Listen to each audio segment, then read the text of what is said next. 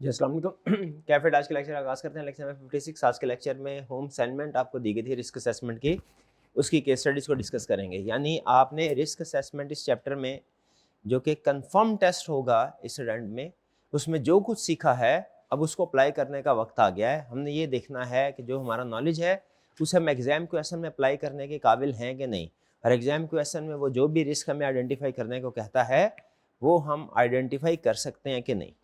अच्छा, जो आज का हमारा ऑब्जेक्टिव है वो ये है कि एग्जाम क्वेश्चन में से रिस्क आइडेंटिफाई करना, प्राइमरी फोकस हमारा ये होगा। शायद किसी इक्का दुक्का क्वेश्चन में उस रिस्क के प्रोसीजर भी आपसे पूछे, अगर वो पूछेगा तो हम डिस्कस कर लेंगे, वरना आज के लेक्चर का जो ऑब्जेक्टिव है वो क्या है असल में रिस्क आइडेंटिफाई करना। और याद रखिएगा रिस्क आइडेंटिफाई करना ही ज़्यादा अहम है, क्योंकि खुद सोचे अगर आपने रिस्क सही आइडेंटिफाई कर लिया तो कुछ ना कुछ प्रोसीजर तो उससे रिलेटेड लिख ही लेंगे, हमें जितने हमने रीडिंग किया है उन प्रोसीजर्स की। लेकिन अगर गलत रिस्क आइडेंटिफाई कर लिया ना, उसमें उसके बाद जो कुछ भी लिखेंगे वो सारे का सारा गलत हो जाएगा ऑटोमेटिकली। रिस्क गलत, प्रोसीजर ऑटोमेटिकली गलत। रिस्क सही तो हो सकता है कुछ प्रोसीजर हमारे सही हो, कुछ गलत हो, ठीक है, लेकिन अगर रिस्क गलत तो सारे के सारे प्रोसीजर। इसीलिए याद रखिएगा रिस्क आइडेंटिफिकेशन ज्यादा अहम है, प्रोसीजर भी अहम है, ठीक है, लेकिन रिस्क आइडेंटिफिकेशन ज्यादा अहम है। ये डिसीजन अगर गलत हो गया तो बाद वाले डिसीजन बाय डिफॉल्ट ऑटोमेटिकली गलत हो जाएंगे। तो ये जरा देखते हैं हमने क्वेश्चन में क्या इन्फॉर्मेशन होती है, क्या अल्फाज होते हैं ऐसे जिससे हमें अंदाजा होता है, अंदाजा लगता है कि इस सिचुएशन में ये रिस्क राइज होगा, ठीक है। क्वेश्चन नंबर 5, पहले छोटा क्वेश्चन कह रहा है company A deals in the manufacturing of furniture. अच्छा, पहले तो एक manufacturing business normally retail business से ज्यादा मुश्किल होता है, क्या आप इस बात से एग्री करते हैं? मैन्युफैक्चरिंग बिजनेस का ऑडिट करना रिटेल बिजनेस का ऑडिट, क्यों भला? क्योंकि मैन्युफैक्चरिंग बिजनेस थोड़ा कम्प्लेक्स होता है, इसमें रॉ मटेरियल है, इसमें वर्क इन प्रोसेस है, इसमें फिनिश गुड है। खास तौर पे वर्क इन प्रोसेस की स्टेज ऑफ कंप्लीशन को कंफर्म करना मुश्किल होता है। लेकिन ये हमारा रिस्क समझ लीजिए थोड़ा सा कम है। सिर्फ ये कह देना कि मैन्युफैक्चरिंग नहीं, हमने ये देखना है मैन्युफैक्चरिंग किस चीज की हो रही है, ठीक है।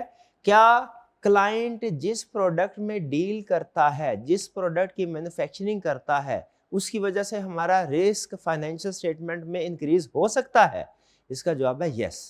कुछ प्रोडक्ट्स ऐसी होती है जिनकी नेचर ऐसी है, कुछ प्रोडक्ट्स की नेचर ऐसी है जिनकी वजह से हमारा रिस्क फाइनेंशियल स्टेटमेंट इंक्रीज हो जाता है। जैसे फैशन बेस्ड आइटम्स, अगर क्लाइंट ऐसी इन्वेंट्री प्रोडक्ट्स में डील कर रहा है जो फैशन बेस्ड हैं, जो सीजन बेस्ड हैं, तो फिर क्या होता है, जैसे ही फैशन या सीजन चेंज हुआ वो प्रोडक्ट ऑब्सोलीट हो जाती है, वैल्यूएशन ऑफ इन्वेंट्री का रिस्क आ जाता है, ठीक है। इसी तरह क्लाइंट पेरिशेबल गुड में डील करता है, उसके भी ऑब्सोलीट होने का, खराब होने का रिस्क होता है। यहां पे देखते हैं वो क्या कह रहा है, manufacture of furniture on order and all inventory is available on one side. Company B deals in manufacturing of computer USBs and its inventory is available on different outlets throughout the Lahore. Required which client is high risk client for auditor and why? जी बताइए कौन सा client? Different location. अच्छा, ये जो company B है ना, ये दो रीजन की वजह से इसमें रिस्क ज्यादा है। किन दो रीजन की वजह से रिस्क ज्यादा है? एक तो ये टेक्नोलॉजी चेंज होने से प्राइस चेंज हो जाए, उसकी प्राइस में फर्क पड़ेगा, वो ऑब्सोलीट हो सकती है। ऐसे है ना, एक जमाने में वो हमारे 256 MB की यूएसबी हुआ करते थे, वो इस्तेमाल किया करते थे, बड़ी फेमस हुआ करते थे। अब 256 MB यूएसबी का कंसेप्ट ही नहीं है, अब तो बल्कि 256 GB की यूएसबी हो, ठीक है, बल्कि वो भी अब तो 1 TB की यूएसबी, एक दो TB की यूएसबी अवेलेबल होती है, ऐसा है। हाँ जी, तो टेक्नोलॉजी जो है आपको पता है वो ग्रो करती रहती है, तो जैसे ही टेक्नोलॉजी एक स्टेप आगे जाएगी तो जो एग्जिस्टिंग टेक्नोलॉजी की जितनी भी आइटम्स हैं वो ऑब्सोलीट हो जाएंगी, वो आपको कम प्राइस करके बेचनी पड़ेगी। और दूसरा रिस्क इसमें किस वजह से है? इन्वेंट्री वेरियस लोकेशंस की वजह से। अच्छा, अब थोड़ा सा अगर हम इसको मजीद एनालाइज करें तो जो टेक्नोलॉजी वाला रिस्क है उसका इफेक्ट इन्वेंट्री की वैल्यू पे है, उसकी वजह से वो वैल्यू राइट डाउन हो रही है। और जो वेरियस लोकेशन वाला रिस्क है, इसकी वजह से उसकी एग्जिस्टेंस और कंप्लीटनेस को वेरीफाई करना मुश्किल है। यानी रिस्क दोनों ही है, लेकिन दोनों में असर्शन का फर्क है। असर्शन समझते हैं क्या है? हर एरिया को हमने 6 हिस्सों में डिवाइड किया हुआ है, उन 6 हिस्सों को हम कहते हैं असर्शन, ठीक है। वैसे मुझे याद आ गया, मैं रिकमेंड कर देता हूं आपको, अगर ये छुट्टियां हैं पढ़ सकें तो बड़ी अच्छी बात है, आपका कंसेप्ट क्लियर हो जाएगा। चैप्टर 11 का लर्निंग ऑब्जेक्टिव 1 इसका जो सेकंड हाफ है ना, उसमें असर्शंस लिखी हुई हैं। अकाउंट बैलेंस यानी बैलेंस शीट की आइटम अगर हो तो उसकी क्या असर्शन होती है, और अगर क्लासेस ऑफ ट्रांजैक्शन यानी इनकम स्टेटमेंट की कोई आइटम हो उसकी क्या असर्शंस होती हैं। वो सिर्फ उसको रीड कर लीजिएगा, वो मुश्किल नहीं है, रीड कर लेंगे, अंडरस्टैंडिंग आपकी डेवलप हो जाएगी। हमने पढ़ना है लेकिन वो ईद के बाद पढ़ना है। अभी अगर आप उसको पढ़ लेंगे तो रिस्क असेसमेंट में आपको कुछ थोड़ी हेल्प हो जाएगी। चैप्टर 11 लर्निंग ऑब्जेक्टिव 1 देखिए, इसमें शाबाश, हाँ जी वो बॉक्स नजर आ रहे हैं ना आपको, दो, एक के ऊपर लिखा होगा काउंट बैलेंसेस और एक के ऊपर लिखा होगा classes of transaction. Count balance से क्या मुराद है, बैलेंस शीट की आइटम्स, और क्लासेस ऑफ ट्रांजैक्शन से क्या मुराद है, इनकम स्टेटमेंट वाली पीएलएन की आइटम्स। चलिए इस क्वेश्चन में कोई प्रॉब्लम, आगे चले। Next,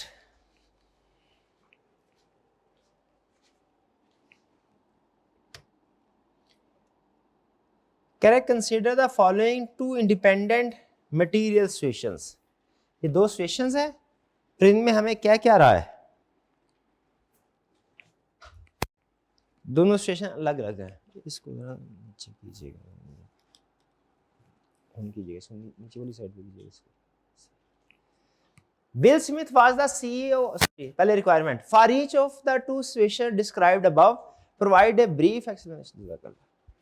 Provide a brief explanation as to why the situation constitutes an audit risk. हमने बताना है क्यों इस सिचुएशन में ऑडिट रिस्क अराइज होता है। फिर क्या बताना है, indicate and justify the component of audit risk model affected. फिर आपने बताना है कौन सा कंपोनेंट इफेक्टेड है। कंपोनेंट पढ़े ना तीन, इनहेरेंट रिस्क, कंट्रोल रिस्क और डिटेक्शन रिस्क। पढ़ा हुआ हमने कि नहीं पढ़ा हुआ कंसेप्ट, हाँ जी ठीक है। तो उसमें बताना है कौन से वाला कंपोनेंट इफेक्टेड है। फिर क्या करना है, indicate the key count balance affected. फिर ये बताना है कि इस रिस्क की वजह से कौन से वाला एरिया इफेक्ट हो रहा है, काउंट बैलेंस इफेक्ट हो रहा है, बताइए। और फिर indicate the audit assertions to be tested, और उस एरिया में कौन सी असर्शन इफेक्ट हो रही है जिसको आपने टेस्ट करना है। टेस्ट करना मतलब वेरीफाई करना। कह रहा है bill Smith was the CEO and director of Miller tractors limited until he died unexpectedly. After his death, his son Will Smith became the new CEO of Miller Tractors and embarked on a cost-cutting exercise, which included a reduction in key staff in credit department. Credit department कौन सा department होता है, जो ये decide करता है क्या हम कि हमें किस पर्सन को क्रेडिट पे चीजें बेचनी है, जो क्रेडिट अप्रूव करता है। क्रेडिट डिपार्टमेंट में वो ये बता रहा है कि आपने स्टाफ को रिड्यूस कर दिया, ठीक है। नया सीईओ आया, एक तो नया सीईओ आने की वजह से भी रिस्क है, ठीक है। नया सीईओ उसकी वजह से इनएक्सपीरियंस है ना, तो लेकिन इसमें जो ज्यादा फोकस उसने किया वो किसके ऊपर किया है कि भैया स्टाफ को रिड्यूस कर। अब मुझे ये बताया किसी भी डिपार्टमेंट में अगर उसके स्टाफ को कम कर दिया जाए क्या रिस्क होगा, बिल्कुल। रिमेनिंग स्टाफ ओवरबर्डन होगा, वो ज्यादा गलतियां कर रहा होगा। खास तौर पे उस वक्त गलतियों का चांस बढ़ जाता है जब आपका जो सीनियर है वो न्यू हो, क्योंकि इस केस में न्यू सीनियर है। तो रिडक्शन इन स्टाफ की वजह से जो वो कंट्रोल्स अप्लाई करते थे, इंटरनल कंट्रोल सिस्टम हमारा कम हो जाएगा, क्योंकि हम सेग्रीगेशन ऑफ ड्यूटीज नहीं कर सकेंगे। सेग्रीगेशन ऑफ ड्यूटीज का कंसेप्ट सुना ना पहले। सेग्रीगेशन ऑफ ड्यूटीज कंसेप्ट क्या है, एक ट्रांजैक्शन में मल्टीपल पर्सन इन्वॉल्व हो, डिफरेंट स्टेजेस पे डिफरेंट पर्सन इन्वॉल्व हो, ताकि अगर एक पर्सन कोई गलती करता भी है तो दूसरा पर्सन उसको आइडेंटिफाई कर ले। अब अगर आपने किसी भी डिपार्टमेंट में स्टाफ को कम कर दिया, वो किसी भी डिपार्टमेंट, इसने क्रेडिट डिपार्टमेंट बोला है लेकिन ये हर डिपार्टमेंट के लिए रूल है। किसी भी डिपार्टमेंट में अगर आप उसके स्टाफ को कम कर देंगे उसमें गलतियों का चांस बढ़ जाएगा। वहां पे क्यों गलतियों का चांस बढ़ जाएगा, क्योंकि इंटरनल कंट्रोल सिस्टम उसका वीक हो जाएगा। वीक ही हो जाएगा, सेग्रीगेशन ऑफ ड्यूटीज पॉसिबल नहीं है। स्टाफ कम है, अब सारा काम कम लोग कर रहे होंगे या एक दो बंदे कर रहे होंगे, ठीक है। B, your client is A, sorry ये आगे स्टेप है। ये तो हमें बता दिया कि रिस्क क्यों है audit risk. B, audit risk इस वजह से है, स्टाफ कम होने की वजह से सेग्रीगेशन ऑफ ड्यूटी नहीं हो सकेगी, इंटरनल कंट्रोल वीक हो जाएगा, गलतियां ज्यादा करेंगे। दूसरा, indicate and justify the component of the audit risk model affected. कौन सा कंपोनेंट इफेक्ट हुआ इसे, inherent risk, control risk, detection risk. क्योंकि ये इंटरनल कंट्रोल की प्रॉब्लम है, इस वजह से control risk. Indicate the key count balance affected, कौन सा एरिया इफेक्ट हुआ बैलेंस शीट में से? डेटर्स, क्योंकि अब डेटर्स में क्या प्रॉब्लम होगी? Indicate audit assertion to be tested, debtors में कौन सी असर्शन में रिस्क है? वैल्यूएशन। वैल्यूएशन का मतलब क्या है? डेटर्स एप्रोप्रिएट वैल्यू पे रिकॉर्ड नहीं होंगे। एप्रोप्रिएट वैल्यू पे क्यों नहीं रिकॉर्ड हो सकेंगे? आपने, क्योंकि लोग कम थे, जल्दी जल्दी काम कर रहे थे, हर अच्छे बुरे कस्टमर को सेल करते रहे होंगे, प्रॉपर चेकिंग कस्टमर की नहीं की होगी, ये प्रॉब्लम है, ये रिस्क है हमारा। कुछ समझ आया आपको? इसमें बहुत सी रिक्वायरमेंट्स पूछ ली हैं। एग्जाम में अमूमी तौर पे इतनी ज्यादा रिक्वायरमेंट्स नहीं पूछता, लेकिन क्या ये डिस्कशन आपको समझ आ रही है? स्टाफ किसी भी डिपार्टमेंट में कम करेंगे, कौन सा रिस्क? Internal control. और जिस डिपार्टमेंट में कम करेंगे उस डिपार्टमेंट की प्रॉब्लम होगी। अगर यही वो कहता है पेरोल डिपार्टमेंट में है, तो हम कहते हैं सैलरीज की कैलकुलेशन में गलतियां होंगी।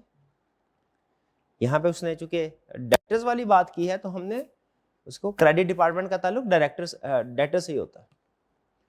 B, your client is a large car manufacturer that uses an electronic data interchange system to transmit purchase order to its many suppliers. आपका क्लाइंट जो है कार मैन्युफैक्चरर है, जो बहुत से सप्लायर्स को परचेज ऑर्डर ट्रांसमिट करने के लिए एक electronic data interchange system use करता है, EDI सिस्टम, यानी वो इलेक्ट्रॉनिकली परचेज ऑर्डर इशू करता है। पुराने जमाने में होते थे पेज के ऊपर sales order purchase order issue हुआ करते थे, अब क्या होते हैं? टेम्पलेट बनाए होते हैं, इलेक्ट्रॉनिकली इसको सेंड कर देते हैं। कहता है each supplier electronically transmits an invoice which is credited. अच्छा, यहाँ पे सिस्टम गौर से पढ़ना है आपने और देखना है इसमें क्या गड़बड़ है। Each supplier electronically transmits an invoice which is credited directly to creditors account.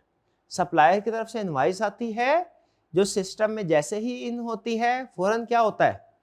Creditors के अकाउंट क्रेडिट हो जाता है। यानी क्या एंट्री पास होती है? Purchases debit, creditors credit. The goods usually take 1 or 2 weeks to arrive. Once they have been received, a good receipt note is raised and matched with the supplier invoice and payment is authorized.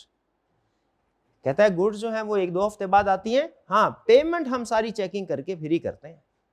तो उसमें ये वाला जो second half है ना, ये once they have been received, a good receipt note is raised, matched with supplier invoice, payment is authorized. ये वाला फेज तो मुझे बहुत ही अच्छा लग रहा है कि ये सिस्टम अच्छा है, सारी चेकिंग वगैरह करके फिर पेमेंट कर रहे हैं।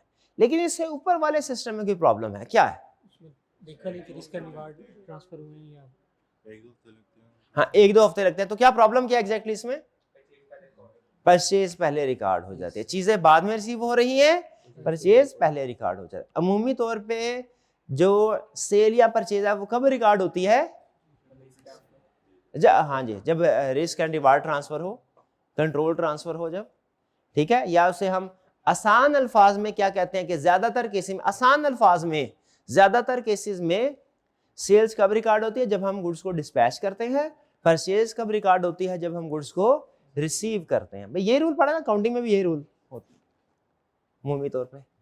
तो हाँ, IFRS 15 आगे कुछ कम्प्लेक्स डिस्कशन करता है, हम उसकी तरफ नहीं जाते, वो डिपेंड करता है बिजनेस कम्प्लेक्स नेचर का हो तो उसमें वो रूल अप्लाई करते हैं।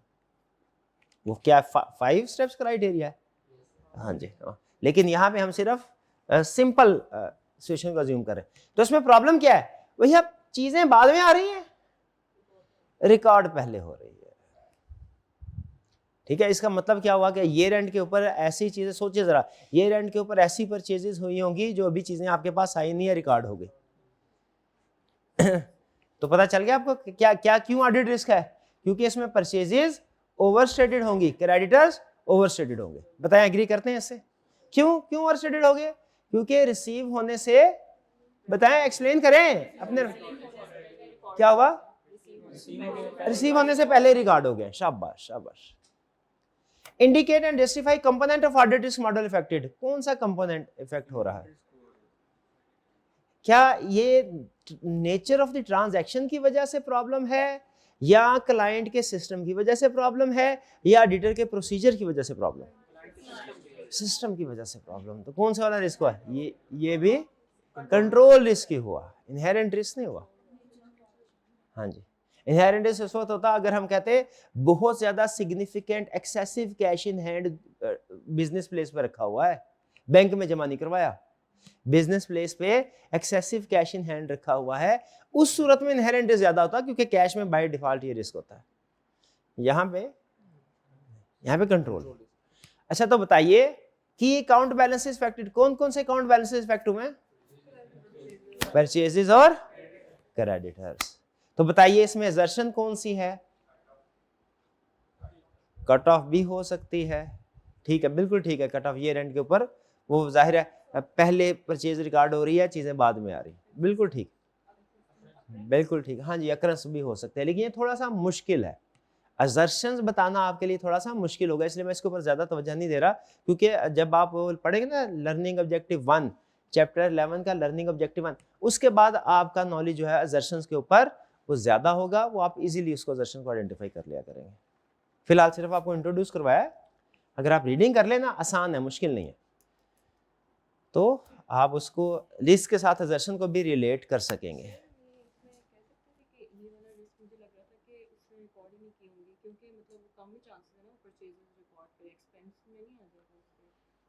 नहीं, आपके ख्याल में इसका रिस्क परचेज की बजाय एक्सपेंस में आता है? सर की एक्सपेंस में स्टेट एक मिनट, वो बच्चे को उतना करेंगे क्योंकि उसने परचेज रिकॉर्ड ही नहीं की। नहीं नहीं, ये रिस्क हो ही नहीं सकता कि परचेज रिकॉर्ड ही नहीं की, बल्कि हमारा रिस्क तो यह है कि परचेजेस ज्यादा रिकॉर्ड कर दिया। क्यों भला? सिस्टम में उसने कहा है जैसे ही सप्लायर की इनवॉइस आती है वो सिस्टम ऑटोमेटिकली उसे क्रेडिटर्स अकाउंट में क्रेडिट कर देता है। अच्छा, इसका मतलब ये है परचेजेस का उसने जिक्र नहीं किया, शायद इस वजह से आपको कंफ्यूजन आ रही है, लेकिन जब क्रेडिटर में कर दिया, आपको पता है डबल एंट्री सिस्टम, हमारा सारा system double entry system practice में जो काम करता, तो इसीलिए परचेजेस भी दूसरा इफेक्ट आ गया होगा उसमें। ठीक है, चलिए अगेन इस क्वेश्चन का मकसद आपको एक ओवरव्यू देना था कि हम रिस्क आइडेंटिफाई करने के लिए कौन कौन सी बातें सोचते हैं। ये सारी बातें सोचते हैं, एग्जाम में सारी बातें नहीं पूछेगा, एग्जाम में वो आपसे सिर्फ इसमें जो पूछेगा वो रेलिवेंट है पहला पार्ट और तीसरे वाला पार्ट, यानी आपको ये पता चले कि रिस्क क्या है, किस इंफॉर्मेशन रिस्क आ रहा है, और उस रिस्क की वजह से हमारा कौन सा एरिया इफेक्ट हो रहा है। इन्वेंट्री भी कह सकते हैं, क्योंकि जब आपने परचेजिंग रिकॉर्ड कर ली है ना, तो जाहिर है इसका मतलब है इन्वेंट्री का बैलेंस भी, लेकिन वो अलग है, वो डायरेक्ट नहीं है। हाँ जी, इन्वेंट्री भी इफेक्ट हो सकता है वो भी, डायरेक्ट उसका इम्पैक्ट नहीं है, लेकिन इनडायरेक्टली, क्योंकि अब जब परचेजेज ओवरस्टेटेड होगी, वो डिपेंड करता है असल में आपका सिस्टम पीरियोडिक है कि परपेचुअल है, ठीक है, उस पर डिपेंड करता है। नेक्स्ट क्वेश्चन 7 कह रहा है you are the audit part, sorry पहले requirement, identify audit risk based on the above information, इस इंफॉर्मेशन में ऑडिट रिस्क आइडेंटिफाई करना है, और describe the audit procedure for each of the above risk, कह रहा है फिर इसके प्रोसीजर भी बताने हैं, यानी रिस्क भी। अब ये रिक्वायरमेंट ना अमूमी तौर पे एग्जाम में इस तरह की रिक्वायरमेंट आती है, वो आपसे इंफॉर्मेशन देके ये भी पूछता है रिस्क बताओ, और साथ में प्रोसीजर भी पूछेगा। You are the audit partner responsible for the audit of a large consumer goods company. The chief executive is concerned that the controls over recording of sales in one of the division of the company are not strong. He has informed you of the following. कह रहा है control strong नहीं है, तो उसने ये आपको बताया क्या, sales are very heavy in the last fortnight of the year, fortnight में 2 हफ्ते, जो आखिरी 2 हफ्ते हैं उनमें सेल्स बहुत ही ज्यादा है, heavy sales in year end. क्या कोई रिस्क है इसमें? क्या रिस्क है? सेल का के सेल्स ओवरस्टेटेड की हुई है, फेक सेल रिकॉर्ड की हुई है। जब कभी याद रखें ईयर एंड पे हैवी सेल्स रिकॉर्ड हुई हो, इसका मतलब हमने एज ऑडिटर क्या सोचना है, फेक सेल रिकॉर्ड हुई है टारगेट को मीट करने के लिए, ठीक है। अच्छा, तो ये बताइए इसमें रिस्क किस एरिया पे है, सेल्स में। अच्छा, कौन सी असर्शन इफेक्ट हो रही है, अकरेंस, या आप यूं कह लीजिए हेडिंग जब बनाएंगे तो क्या लिखेंगे, अकरेंस ऑफ सेल्स लिखेंगे, या ओवर स्टेटमेंट ऑफ सेल्स लिख लें। अगर आप असर्शन नहीं लिख सकते अभी, तो फिर आपने क्या अल्फाज लिखने हैं, ओवर स्टेटमेंट ऑफ सेल्स। अच्छा, प्रोसीजर क्या होंगे आपके, जरा बताइए। एक तो चले कट ऑफ आपने परफॉर्म कर लिया, ठीक है, और डेटर को कंफर्मेशन लेटर सेंड करेंगे। डेटर को कंफर्मेशन लेटर सेंड करना इसमें क्यों रेलिवेंट है? क्योंकि अगर कोई फेक सेल रिकॉर्ड की गई है तो याद रखें, फेक सेल, जब फेक सेल की एंट्री होती है ना, वो कभी कैश डेबिट सेल्स क्रेडिट नहीं होती, क्योंकि आप फेक कैश जनरेट नहीं कर सकते एंट्री के जरिए से। वो हमेशा क्या होगी, डेटर्स डेबिट सेल्स क्रेडिट, जो कि ईयर एंड के बाद रिवर्स कर दी जाती है, क्योंकि डेटर से कैश तो आना नहीं है। तो इसीलिए जब हम ईयर एंड पे डेटर को कंफर्मेशन लेटर सेंड करेंगे, उसमें कोई फेक डेटर रिकॉर्ड हुआ हुआ है, फेक सेल की वजह से फेक डेटर रिकॉर्ड हुआ हुआ है, तो वो भी आइडेंटिफाई हो जाएगा, हमें उसका जवाब ही नहीं आएगा, हम उसको इन्वेस्टिगेट करेंगे तो पकड़ा जाएगा। तो कट ऑफ ऑन सेल भी रेलिवेंट प्रोसीजर है, कंफर्मेशन लेटर सेंड करना ये भी रेलिवेंट। और क्या कर सकते हैं, हाँ, ये एंड पे ये जो बड़ी बड़ी सेल्स रिकॉर्ड हुई हैं फोर्टनाइट, आखिरी 2 हफ्तों में बड़ी बड़ी सेल्स, सैंपल में से सैंपल बेसिस पे कुछ सेल्स को सेलेक्ट करके तो हम उसके डॉक्यूमेंट्स चेक कर सकते हैं। कौन कौन से डॉक्यूमेंट्स होते हैं सेल्स में, जरा बताइए जो आप लिखेंगे। गुड डिस्पैच नोट है, शाबाश, सेल इनवॉइस है, सेल्स ऑर्डर है, बेहतरीन। सेकंड रिस्क कह रहा है divisional head is remunerated based on profits of the division. जो डिवीजन का हेड है उसे प्रॉफिट की बेस पे रिम्यूनरेशन मिलती है, जितना प्रॉफिट उतना ही उसका बोनस। अब बताइए क्या इसमें रिस्क है? क्या रिस्क है? प्रॉफिट बढ़ाने के लिए वो अपना कोई भी एक्सपेंस कम करेगा, कोई भी रेवेन्यू को बढ़ाने की कोशिश करेगा। अच्छा, इस रिस्क में और ऊपर वाले रिस्क में क्या फर्क है? हाँ, ये जो सेल्स वाला रिस्क है ये रिस्क एट असर्शन लेवल है, और जो नीचे वाला रिस्क है risk at financial statement level. ये बड़ी अच्छी एग्जांपल है, जो आपने डेफिनेशन पहले याद की हुई ना, उसमें भी एग्जांपल थी, लेकिन अगर आप इस केस को सामने रख दें तो आप बड़ी अच्छी एग्जांपल एग्जाम में दे सकते हैं, अगर वो आपसे risk at financial statement level, risk at assertion level की एग्जांपल पूछे। अच्छा, इसके प्रोसीजर क्या होंगे बताइए। अब ये तो कि एक एरिया की बात नहीं है, ये तो मल्टीपल एरियाज की बात है, तो अब हमारे प्रोसीजर क्या होंगे? क्या हमारे procedure specific to single area होंगे या जनरल नेचर के प्रोसीजर होंगे जो पूरे ऑडिट को अफेक्ट करते हो, और वो कौन से हैं? हाँ जी, ओवरऑल अप्रोच। कौन से वाले? ओवरऑल अप्रोच पढ़ी हुई है आपने? आपको शक्ल देख के लग रहा है आप हैरान है कि ओवरऑल अप्रोच होती क्या, पहली दफा सुना है ना? पहली दफा सुना है ना ओवरऑल अप्रोच? यस भैया, ओवरऑल अप्रोच क्या है? ये कह रहे हैं सर सुना तो मैंने है, लेकिन क्या था ये नहीं पता। ओवरऑल अप्रोच क्या है? General procedure. कौन से? मटीरियलिटी रिड्यूस करना, शाबाश। Most of the procedure year and पे परफॉर्म करना। चैप्टर 3 में पढ़े थे, चैप्टर 3 में पढ़े थे या 2 में पढ़े थे? 3 में। भूल गए, रिवीजन नहीं कर रहे। कितने स्टूडेंट्स पीरियोडिकली हफ्ते में या 2 हफ्ते बाद जब भी उनकी कन्वीनियंस हो प्रीवियस चैप्टर को रिवाइज कर रहे हैं? जरा हाथ उठाइए, मुझे पता चले। एक स्टूडेंट बस। ये मुश्किल है, ऐसे मुश्किल है। रिवीजन करनी होती है साथ, खास तौर पे जो थ्योरेटिकल टॉपिक्स होते हैं हमारे, उनकी पीरियोडिक रिवीजन साथ साथ करनी होती है। पता नहीं आप क्यों नहीं करते, बहुत ज्यादा मसरूफ होते हैं भाई, मर्जी है। चलिए, ये क्वेश्चन समझ आ गया। इसमें उसने आपसे 2 रिस्क पूछे, एक रिस्क एट असर्शन लेवल, एक risk at financial statement level. Risk at assertion level का हमने स्पेसिफिक उसका इफेक्ट भी बताया कि किस एरिया पे है, और हो सके तो असर्शन भी साथ लिंक कर दी हेडिंग में, और फिर उसके प्रोसीजर बताए।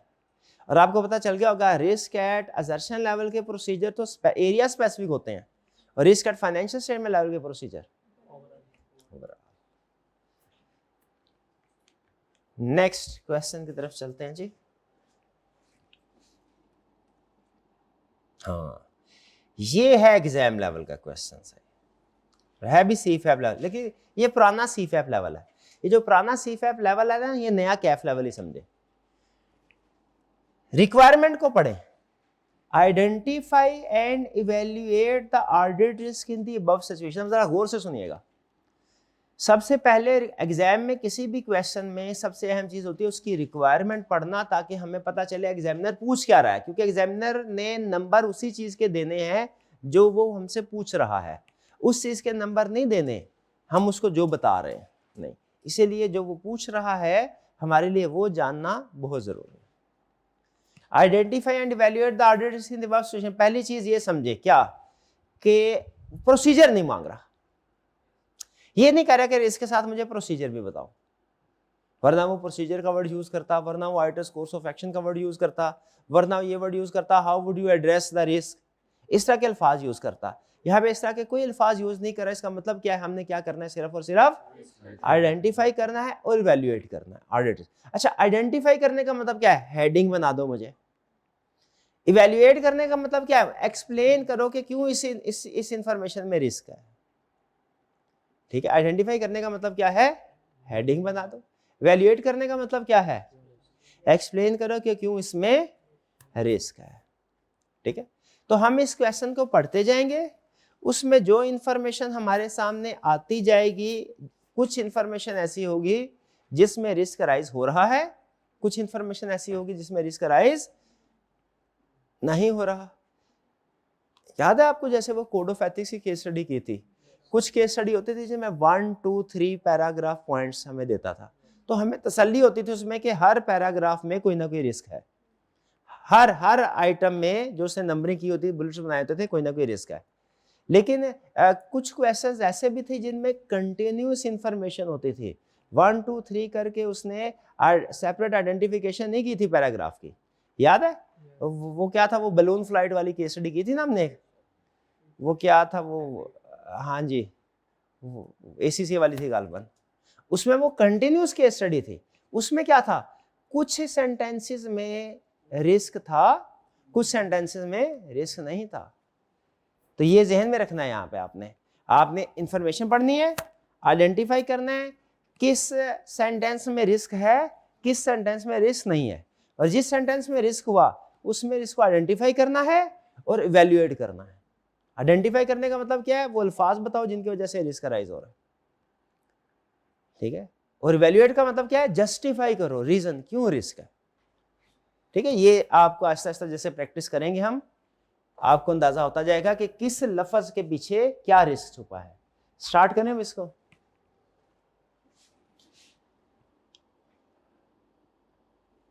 क्वेश्चन नंबर 9, कह रहे your firm has recently been appointed as the statutory auditor of Chaudhary limited for the year ending 31 December 2011। बताइए इस सेंटेंस में रिस्क है। हाँ जी, फर्स्ट अपॉइंटमेंट। ये देखें, अपॉइंटेड होता था ना, अपॉइंटेड और री अपॉइंटेड के लफ्ज में फर्क है। अपॉइंटेड निशा, तो रिस्क क्या हुआ,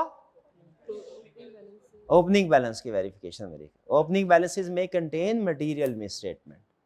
ठीक है, अच्छा अब यहाँ पे हेडिंग आप क्या देंगे, हेडिंग क्या दे, इनिशियल ऑडिट ये भी दे सकते हैं, इनिशियल ऑडिट, या रिस्क इन ओपनिंग बैलेंसेस ये भी दे सकते हैं। ठीक है, वो हेडिंग में आपकी चॉइस है। एक्सप्लेन क्या करेंगे, एक्सप्लेन कैसे करेंगे इसको, नीचे इवैल्यूएट कैसे करेंगे।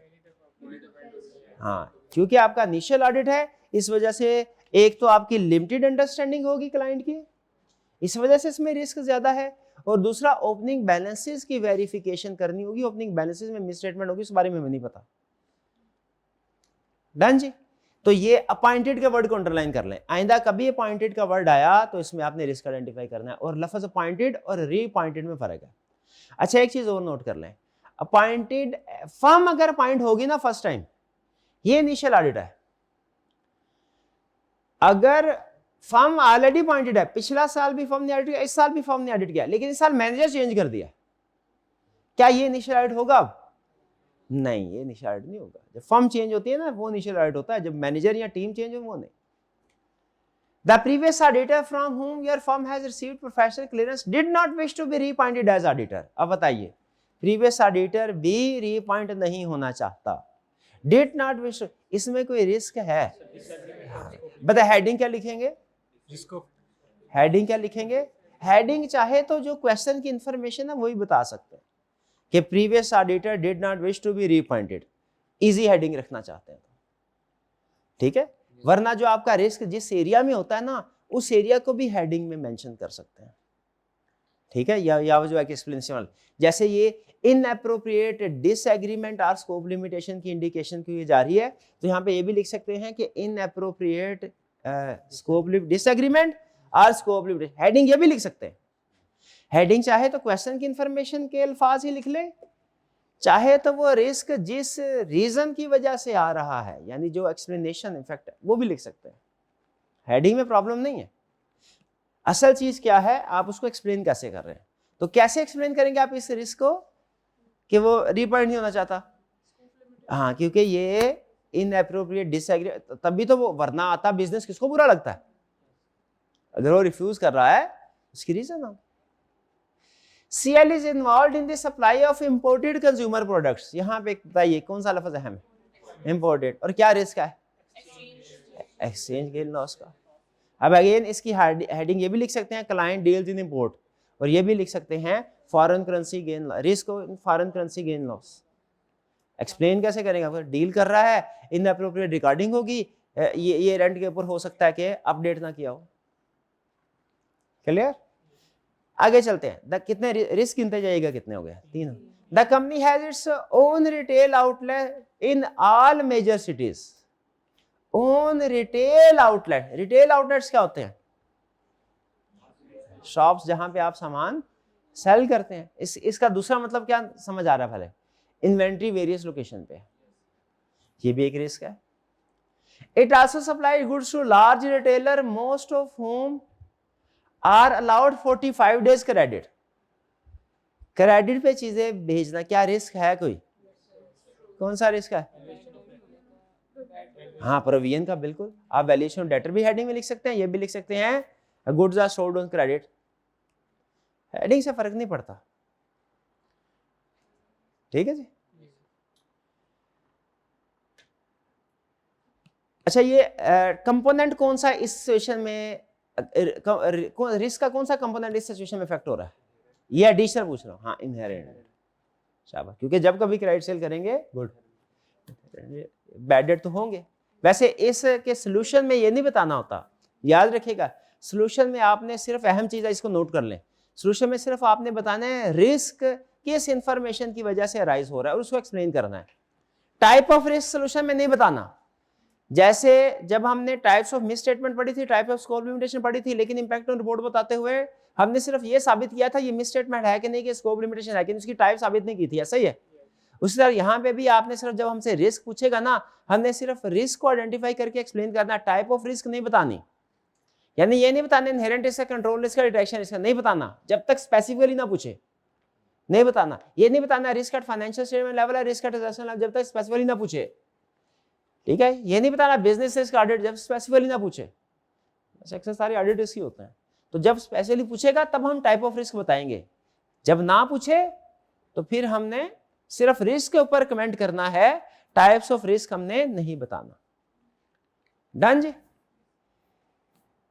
चलिए, तो इस पैराग्राफ में 2 रिस्क हमारे सामने आए, 3 आए बल्कि। एक इंपोर्टेड की वजह से, एक वेरियस रिटेल आउटलेट की वजह से, और एक क्रेडिट पे सेल करने की वजह से। Time required to import the goods is approximately 2 months। 50% of the amount is paid at time of booking of order and the remaining amount is paid at the time of receipt of goods। जब कभी goods के receiving की date और है और cash की date और है, तो उसमें हमेशा रिस्क राइज होता है। याद है ना आपको कि सेल्स या परचेज अर्ली रिकॉग्नाइज होगी या डिलेड रिकॉग्निशन होगी। अगर गुड्स के रिसीव होने का और कैश के सेटल होने का पीरियड डिफरेंट हो तो क्लाइंट अमूमी तौर पे क्या करता है? कैश बेसिस के ऊपर काउंटिंग करता है। यहाँ पे अब इंपोर्ट है, 50% एडवांस में पे करते हैं। 50% कब करते हैं? जब गुड्स रिसीव हो जाए। तो रिस्क यहाँ पे क्या हुआ कि 50% जो आपने एडवांस में पे किया है उसको आप परचेज रिकॉर्ड कर ली होगी। क्लाइंट ने कैश बेसिस के ऊपर परचेज रिकॉर्ड कर ली होगी at time of cash payment. ठीक है, आप समझ रहे हो कि ये कैसे हो सकता है? ये होता है ऐसे।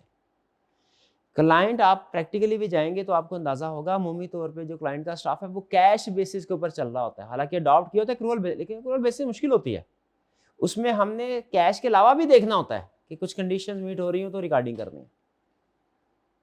तो यहाँ पे कैश एडवांस में पे हो रहा है। जब एडवांस में कैश रिसीव हो रहा हो या एडवांस में कैश पे हो रहा हो तो क्या रिस्क है कि अर्ली रिकॉग्निशन हो जाएगी। तो इसमें रिस्क क्या हुआ? 50% अमाउंट एडवांस में पे करते हैं तो परचेज किए अर्ली रिकग्निशन, अर्ली रिकॉर्ड हो जाएगा। Goods are required to be insured by CL, इसमें कोई रिस्क नहीं है, अच्छी बात है, इंश्योरेंस करवा लेता। CL supplier are mainly based in Middle East. Due to political disturbance, a major supplier has recently ceased its operations.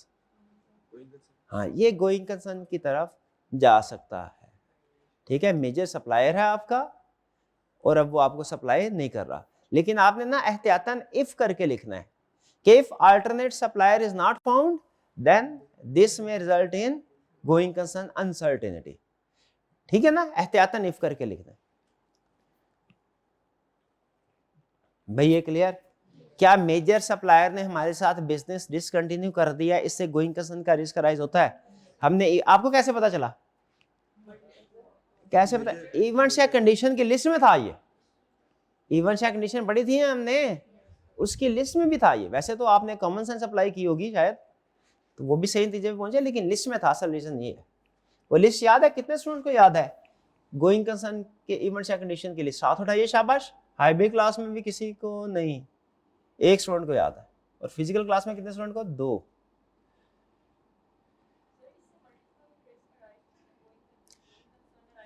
नहीं, गोइंग कंसर्न राइज हो रहा है तो बिल्कुल उसकी वजह से आगे जाहिर है वो फाइनेंशियल स्टेटमेंट में परवेसिव इफेक्ट आता है, लेकिन हमने सिर्फ डायरेक्ट गोइंग कंसर्न का रिस्क डिस्कस करना है, उसके बाद आगे क्वेश्चन को नहीं लेके जाना, वो तो फिर हम प्रोसीजर वाली साइड में चल पड़ेंगे। Next, day to day expenses of the retail outlets are paid out of cash receipt from customer, balance cash is deposited in the bank. Parachute, oh okay okay okay. All imported goods are initially placed in a warehouse in Karachi. इसमें कोई problem, risk, कोई risk है? ज़ाहिर है imports है, कराची में उसको store किया होगा। Supplies are made against order which are mostly received over telephone by the sales department. इसमें कोई प्रॉब्लम है? क्या प्रॉब्लम है? हाँ, जब टेलीफोन के ऊपर आप सेल्स ऑर्डर को एक्सेप्ट कर रहे होते हैं, यही कह रहे हैं ना, तो उसमें गलती का चांस है। क्या? आपसे लिखने में गलती हो सकती है। फोन है ना, बाज़ का डिस्टॉर्शन होते हैं, मोबाइल पे बात करते हो बाज़ का डिस्टॉर्शन आ जाती है ना, उस वजह से हो सकता है जो अगले बंदे ने बात की हमें सही तरह समझ ना आई हो, तो ऑर्डर इनकम्प्लीट हो सकता है, इनकरेक्ट हो सकता है, ये रिस्क है। हमेशा याद रखें, प्रोफेशनल वर्ल्ड में जो भी इंपॉर्टेंट इंफॉर्मेशन है वो डॉक्यूमेंटेड फॉर्म में होनी चाहिए ताकि गलती का चांस ना रहे। तो यहाँ पे सेल्स में ये टेलीफोन के जरिए से ऑर्डर एक्सेप्ट कर रहा है, गलत प्रैक्टिस है, गलती का चांस ज़्यादा है। कल को डिस्प्यूट होता है, आपके पास एविडेंस भी नहीं होगा कि एक्चुअली ऑर्डर क्या था। जी, इसके बाद तो इसमें समझ आ गई आपको रिस्क क्या है? टेलीफोन की वजह से, टेलीफोन जो कीवर्ड होते हैं ना उसको अंडरलाइन कर लिया करें, इस वजह से रिस्क राइज हो रहा है, ये टेलीफोन की वजह से रिस्क राइज हो रहा है। Warehouse in charge prepare a summary of all dispatches which is approved by the sales manager on a daily basis. बताइए इसमें कोई प्रॉब्लम? कि ये अच्छी बात है? अच्छी बात है, अप्रूवल हो रही है। स्टॉक रिकॉर्ड्स आर कंप्यूटराइज्ड, बताइए इसमें कोई प्रॉब्लम आपको? ये भी अच्छी बात है। कंप्यूटराइज्ड रिकॉर्ड हो, मैनुअल रिकॉर्ड हो, हमें मसला कोई नहीं है। कंप्यूटराइज्ड हो तो अच्छा है, उसमें ज़रा एफिशिएंट होता है, काम जल्दी हो जाता है, रिस्क ऑफ एरर कम है। Physical stock taking is carried out on regular basis at the warehouse as well as retail outlets, therefore a 100% physical count is not undertaken at the year end। अच्छा, ये आपको लग रहा होगा थोड़ा conflicting सी statement है। ऊपर कह रहा है कि स्टॉक काउंट रेगुलर बेस पे हो रहा है, नीचे कह रहा है कि फिजिकल काउंट ईयर एंड पे नहीं होता। ये जिन कंपनीज के बहुत से स्टॉक होते हैं ना, सॉरी बहुत से आउटलेट्स होते हैं, ये स्टाफ वाला मसला उनको भी आता है। जो हमारा प्रॉब्लम था ना, हमारे पास इतना स्टाफ नहीं होता कि ईयर एंड पे सारा स्टाफ बेच के हम एक ही वक्त में स्टॉक टेकिंग करवाए। क्लाइंट को भी ये प्रॉब्लम होती है। वो फिर क्या करता है, अगर फर्ज कीजिए उसके 20 आउटलेट्स हैं, तो वो कहता है जी हम ऐसा करेंगे कि दिसंबर का महीना शुरू होगा, 1 दिसंबर को ये 2 वेयर हाउस जो हैं इनको स्टॉक काउंट करवा लेंगे, 5 दिसंबर को इनके स्टॉक काउंट करवा लेंगे। वैसे इंस्टॉलमेंट्स में स्टॉक काउंट प्लान करता है। या बाज़ वक़्त ऐसा करता है रेगुलरली, वो कहता है हर मंथ एंड के ऊपर 4 वेयर हाउस का स्टॉक काउंट होगा। अब जनवरी एंड के ऊपर ABCD का स्टॉक काउंट हो जाता है, फरवरी एंड के ऊपर उसके बाद EFGH का स्टॉक काउंट हो जाता है, और इसी तरह आगे चलता है। यहां पे कह रहा है हम रेगुलरली स्टॉक काउंट करवाते हैं, यानी कभी किसी का रेगुलर से मुराद ये नहीं है कि सबका हर महीने हो रहा है, नहीं। रेगुलर से मुराद क्या है कि किसी महीने कुछ स्टॉक काउंट करवा देता है लोकेशन का, अगले महीने कुछ दूसरी लोकेशंस का। इसीलिए हमने ईयर एंड पे 100% स्टॉक काउंट नहीं किया, बल्कि ईयर एंड पे जिन लोकेशंस की बारी होगी सिर्फ उन्हीं 4-5 का हमने स्टॉक काउंट किया होगा। बताइए क्या रिस्क है? हाँ, इन्वेंट्री, क्योंकि क्लाइंट ने ईयर एंड में स्टॉक काउंट नहीं किया तो जो बैलेंस शीट में इन्वेंट्री आ रही है वो गलत हो सकती है। हमें कंफर्म नहीं कि वो एग्जिस्ट करती है कि नहीं, हमें कंफर्म नहीं कि उसे कंप्लीटली रिकॉर्ड कर दिया कि नहीं। हाँ, हम क्या कर सकते हैं, हाँ हम किसी फ्यूचर डेट पे स्टॉक काउंट करके रिवर्स वर्किंग कर सकते हैं, या अगर पहले स्टॉक हुआ काउंट, बैलेंस शीट डेट में नहीं हुआ, देखिए बैलेंस शीट पे अगर किसी इन्वेंट्री का स्टॉक काउंट नहीं आया तो या तो उससे पहले हुआ होगा या उसके बाद हुआ होगा। अब हमें क्या करना है, पहले या बाद जब भी हुआ है स्टॉक काउंट करके तो उसकी बैकवर्ड या फॉरवर्ड कैलकुलेशन करनी पड़ेगी ताकि 31 नंबर के बैलेंस पे पहुंच सके। डन जी। तो इसमें 100% physical count is not undertaking at year end. क्या रिस्क राइज हुआ, ईयर एंड का बैलेंस हमें कंफर्म नहीं हो सकता ठीक है कि नहीं, फिर हमें एस्टिमेट करना पड़ता है। और एस्टिमेट कैसे करते हैं, रिवर्स वर्किंग के जरिए से या फॉरवर्ड वर्किंग के जरिए, डिपेंड करता है। अगर 15 ईयर एंड 31 दिसंबर है, 15 दिसंबर को स्टॉक काउंट हुआ था, अब अगला स्टॉक काउंट जो है वो फरवरी में होगा, तो हम क्या करते हैं 15 दिसंबर का स्टॉक काउंट का बैलेंस लेके उसमें परचेजेस को ऐड करते हैं 15 दिन की, जो भी 31 नंबर तक की परचेज होगी सेल्स को लेस करते हैं, हमारे पास बैलेंस आ जाता है। और अगर यही काम 15 जनवरी को स्टॉक काउंट हुआ हो तो 31 नंबर के बैलेंस पे पहुंचने के लिए क्या करेंगे, रिवर्स वर्किंग। ठीक है, ये रिवर्स वर्किंग फॉरवर्ड वर्किंग अच्छे तरीके से समझ लीजिए कि ये रेंट का बैलेंस एस्टिमेट करने के लिए हम यूज करते हैं। ये बड़ी केस स्टडीज में आएगा कंसेप्ट, आईके ने टेस्ट किया इसको। Day to day expenses of the retail outlets are paid out of cash receipt from customer. Balance cash is deposited into bank on daily basis. अच्छा, बैलेंस कैश डेली बेसिस पे deposit करवा रहे हैं, ये अच्छी बात है, ये अच्छी बात। लेकिन जो कैश रिसीव हुआ उसी में से खर्चे करके नेट कैश नहीं डिपॉजिट करवाना चाहिए। इसमें प्रॉब्लम पता क्या होती है, आप देखिए मैं 2 सिस्टम आपके सामने रखता हूं, आपने मुझे बताना है दोनों में से कौन सा सिस्टम बेहतर है। हमारी ब्रांच है, पहला सिस्टम हमारा ये है कि 100 रुपया हमारे पास आया, हमने वो पूरे का पूरा अकाउंट में जमा करवाया और जो खर्चे हुए हैं वो अलग से अकाउंट के में पेमेंट करवाई। और दूसरा सिस्टम ये है 100 रुपये आया, उसी 100 रुपये में से 20 रुपये खर्चे किए और 80 रुपये बैंक में जमा करवाए। कौन सा सिस्टम बेहतर है, पहला या दूसरा? अलग अलग वाला। क्यों? अलग अलग वाले में इनकम 100 रिकॉर्ड होगी, 20 अलग से एक्सपेंस आपको नजर आ रहा होगा। लेकिन जब आप 80 डायरेक्ट डिपॉजिट करवाएंगे तो आपकी इनकम नेट 80 रिकॉर्ड होगी, इसका मतलब है आपका एक्सपेंस इनकम के साथ नेट ऑफ हो गया, जो कि गलत है। ठीक है, इसलिए हम क्या कहेंगे क्या, और बिजनेस में याद रखें इसी तरीके से कंट्रोल्स होते हैं कि जितना भी कैश आया वो बाहिर दिखने में ऐसे लग रहा है यार ये क्या, पहले कैश जमा करो फिर बैंक से निकलाओ, ये हमारे पास है फौरी उसको नेट करके, लेकिन रिकॉर्डिंग पर्पज के लिए, कंट्रोल पर्पज के लिए यही बेहतर है कि आप नेट ना करें इनकम और एक्सपेंस को, बल्कि अलग अलग रिकॉर्ड करें। Next, management accounts show that company has not been able to achieve the sales target for the current year, although the sales have increased by 12% as compared with the same period in 2010. जी, sales पिछले साल की निस्बत increase हो गई है, हालांकि target अभी भी अचीव नहीं हुआ, लेकिन कह रहे हैं इंक्रीज हो गया है। रिस्क है कोई? हाँ, कोशिश तो की होगी। ओवर स्टेटमेंट का रिस्क है, अंडर स्टेटमेंट का? ओवर स्टेटमेंट का। ठीक है, फोकस किसके ऊपर करना है, रिकॉर्डेड सेल के ऊपर कि वो जेन्युइन है कि नहीं। Next, stocks and trade debtors have significantly increased and the management attributes this to be on account of increase in sales. Stock and trade debts जो है वो क्या हुए हैं, सिग्निफिकेंटली इंक्रीज हो गए। तो क्या इंक्रीज, अच्छा मैनेजमेंट की जस्टिफिकेशन तो कोई होगी, क्या हमें उस पर एतबार कर लेना चाहिए कि खुद चेक करना चाहिए? अभी चेक करना चाहिए। तो जो डेटर्स इंक्रीज हुए हैं इसमें क्या रिस्क हुआ, इसमें क्या रिस्क हुआ, बैड डेट का। स्टॉक इंक्रीज हुआ है, वैल्यूएशन का। कोई प्रॉब्लम इस पैराग्राफ में? Last, sale is planning to expand its business and intends to fund the expansion through a bank loan. हाँ, बैंक लोन को भी अंडरलाइन कर लें।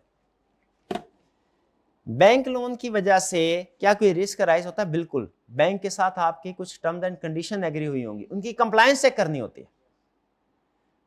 ठीक है, और ये आपको याद होगा, ये शायद हमने गोइंग कंसर्न की कंडीशन में भी था, लोन कोवेनेंट रिक्वायरमेंट की वायलेशन। तो बैंक लोन की वजह से रिस्क राइज होता है क्या? yes.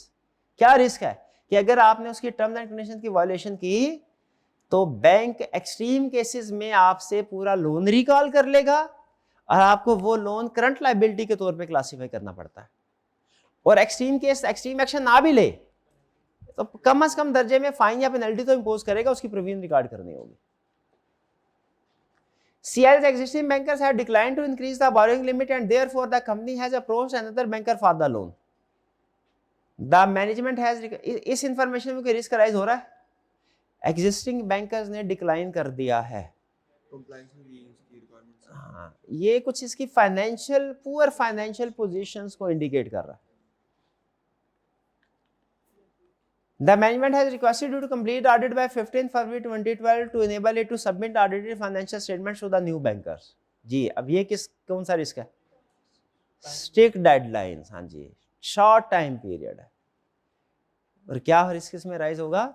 हम वेरिफिकेशन को सफिशिएंट एप्रोप्रिएट एविडेंस हो सकता है कि इस गिवन टाइम में ना अचीव कर सके। क्लियर? कोई प्रॉब्लम? कुछ आपको पता चला इस केस के बाद? क्या आप इस काबिल हुए हैं कि गिवन इंफॉर्मेशन में से रेलिवेंट वर्ड्स, कीवर्ड्स जिनकी वजह से रिस्क राइज हो रहा है वो आइडेंटिफाई कर सके? तो जरा मुझे बताइए, रिकैप करते हैं, इस क्वेश्चन में कौन कौन से अल्फाज ऐसे थे जिनसे रिस्क आइडेंटिफाई हुआ? अपॉइंटेड का लफ्ज था, शाबाश। और इंपोर्ट का लफ्ज, शाबाश।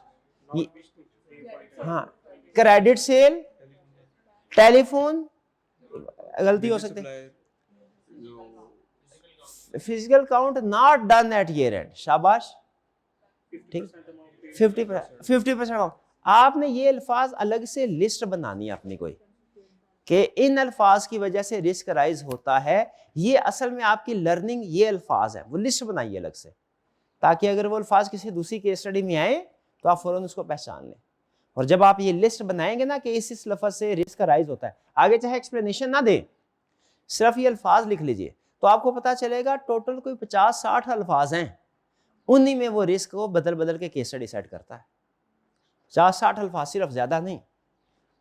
ठीक है, जैसे वो हमने कोड ऑफ एथिक्स की केस स्टडी की थी ना, आपको पता चला जितनी भी केस स्टडीज हैं वो कोई तक लगभग 20 सिचुएशन थी हमारी, उन्हीं में घूमता है। ठीक है, तो ये लिस्ट बनाया करें ताकि पता चले कि आप ये लिस्ट रिवीजन में आपके बड़े काम आएगी।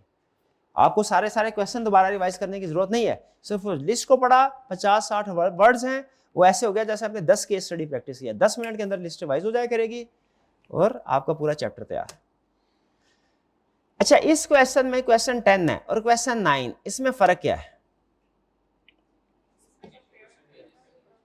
ये इसमें नंबर्स यूज हुए हैं और पिछले वाले क्वेश्चन में वर्ड्स यूज हुए थे।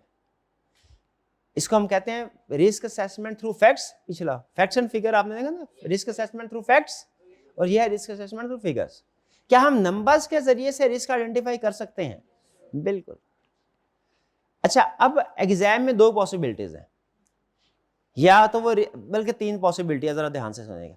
या तो वो रिस्क असेसमेंट थ्रू फैक्ट्स का क्वेश्चन देगा, यानी इसी तरीके जो हमने पैराग्राफ फॉर्म में डिस्क्रिप्शन पढ़ी है, या रिस्क असेसमेंट थ्रू फिगर्स का होगा जैसे ये आपके सामने है, या दोनों का कॉम्बिनेशन है। नेक्स्ट क्वेश्चन आपने देखा होगा अगर आपने अटेम्प्ट किया है, ऐसा है, कौन सा, चेरी मैरी वाला है, कौन सा है?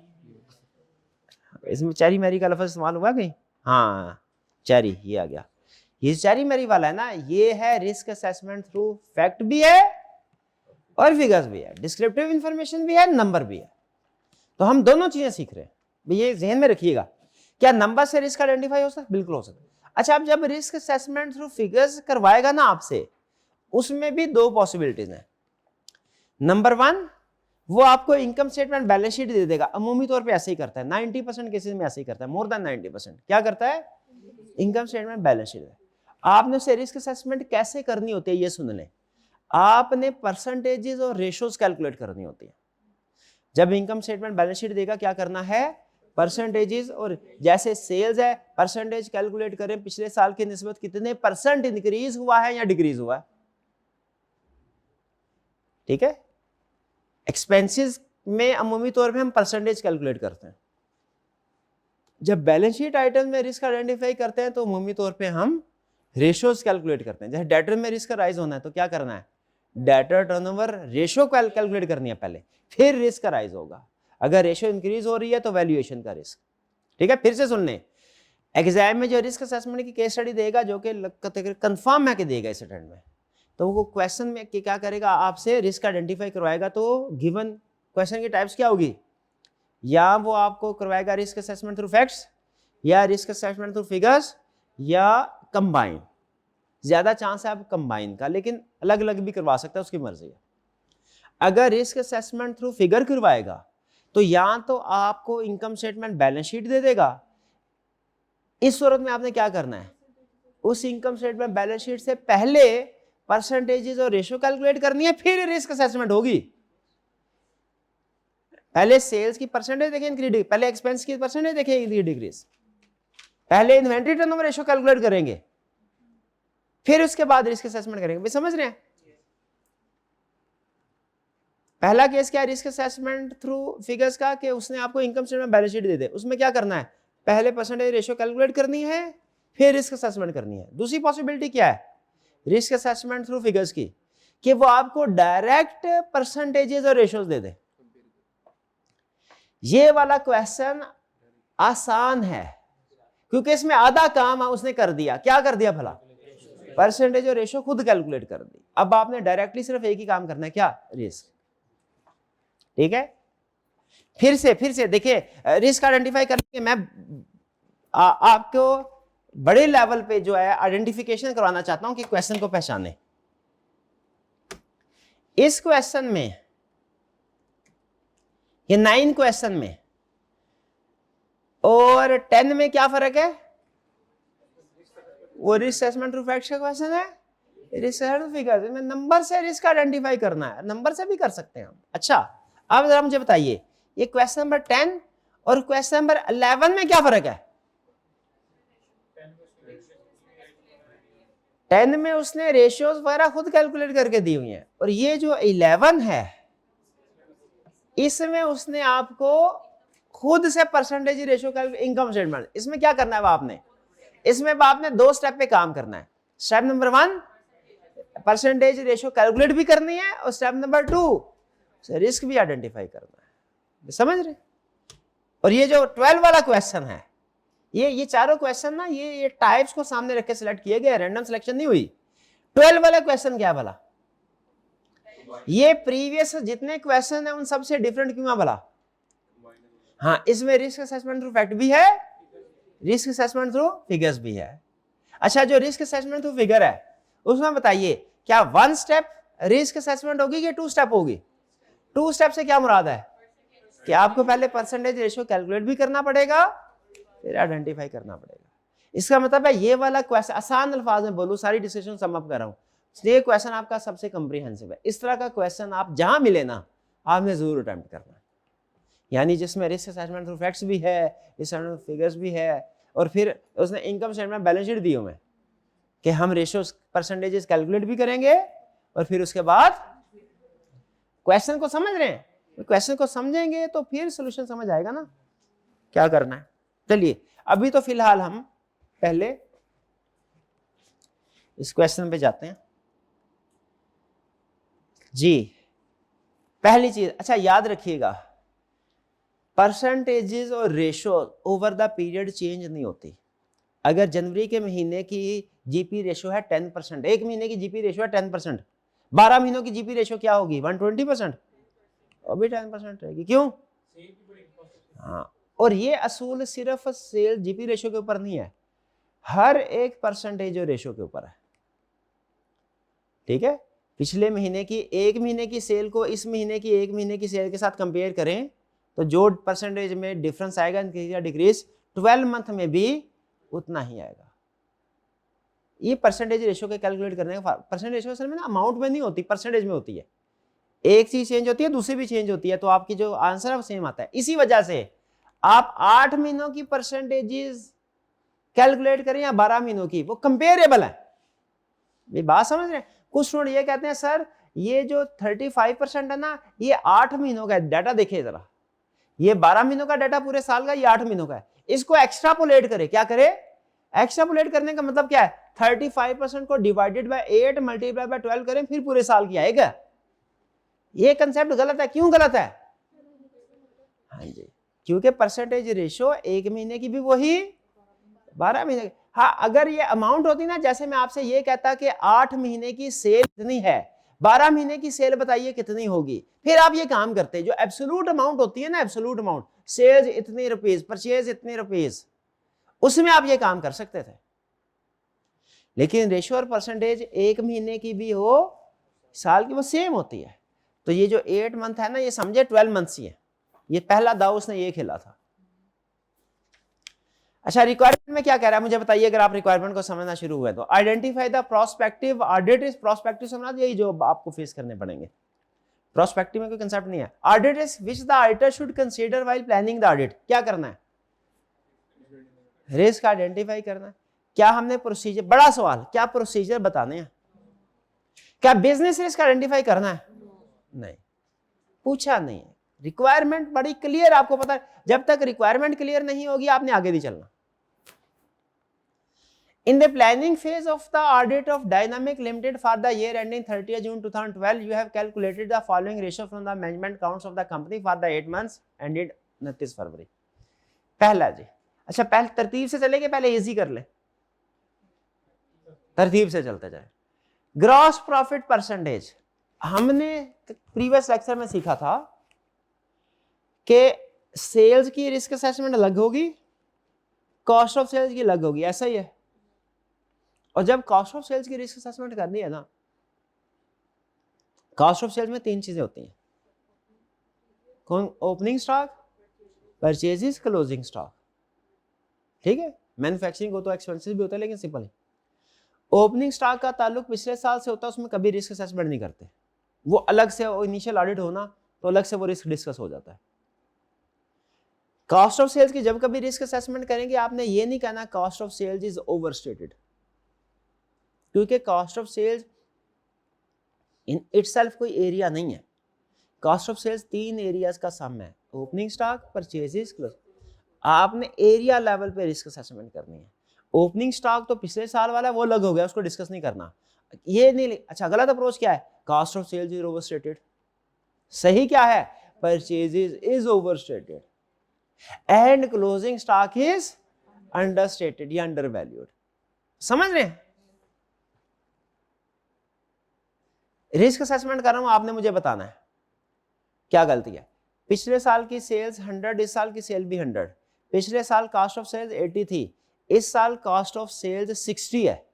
तो मैंने रिस्क असेसमेंट क्या की कि चूंकि सेल सेम है, कॉस्ट ऑफ सेल्स भी सेम होनी चाहिए थी, कॉस्ट ऑफ सेल्स कम है, तो रिस्क है कॉस्ट ऑफ सेल्स में बी अंडरस्टेटेड। सही है कि गलत?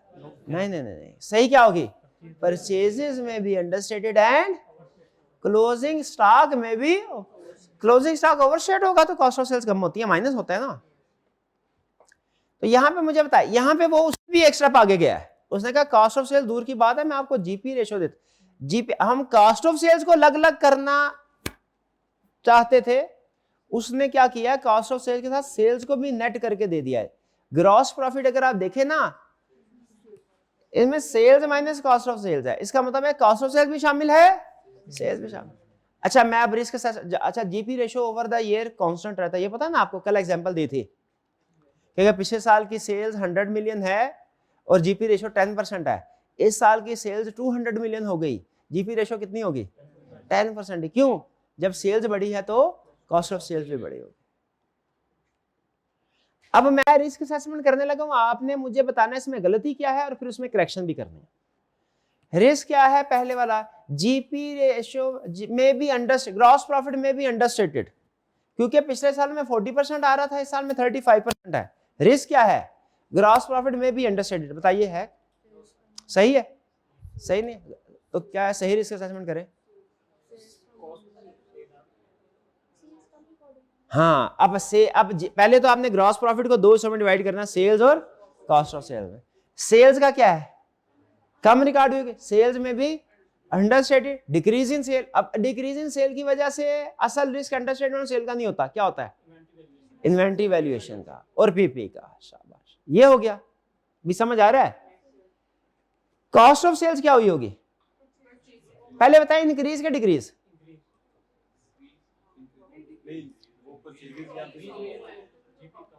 जीपी कम हुआ है तो कॉस्ट ऑफ सेल्स क्या होगी? बढ़ गई होगी। अब कॉस्ट ऑफ सेल्स में रिस्क असेसमेंट करें, परचेजेस ओवरशेट हो गई होगी, क्लोजिंग स्टॉक। शाबाश, ये समझ आया तरीकाकार कैसे कर?